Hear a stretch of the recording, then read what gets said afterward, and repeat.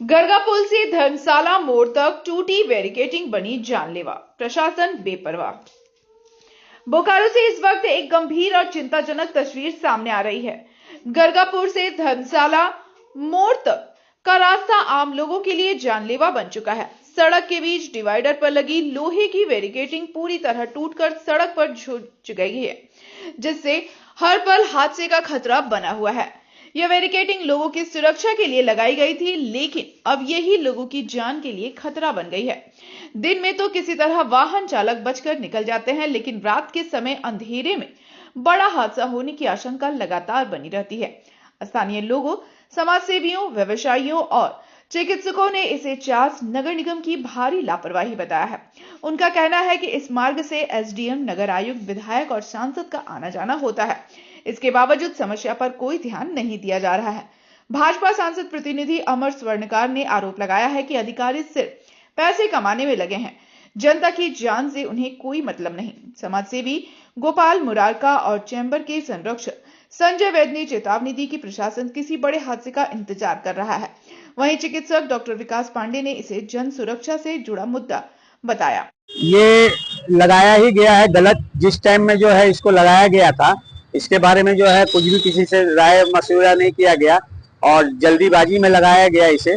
और इस तरह से लगाया गया है कि इसको जो है रात्रि में दिखाई नहीं देता है और लाइट भी जो इसमें पोल जो बीच बीच में लगाए गए हैं उसमें आधी लाइट जलती है, आधी नहीं जलती है।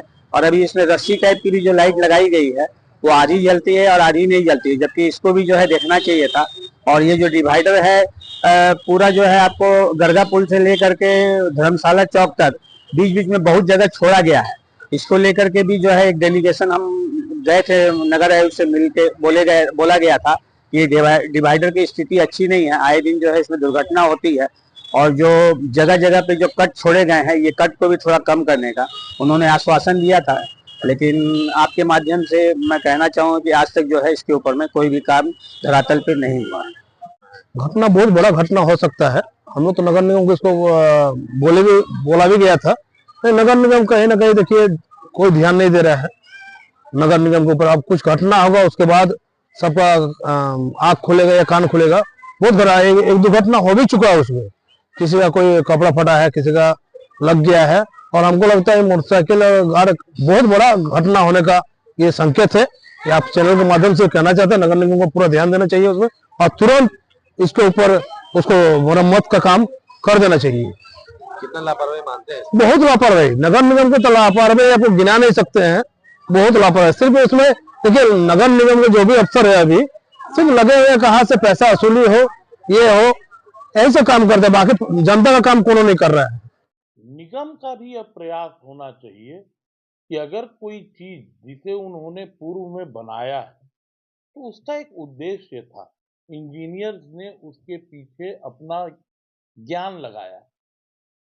अगर वो टूटा है तो उसका मेंटेनेंस, रिपेयर तो होना ही चाहिए, जो कि कभी नहीं होता है।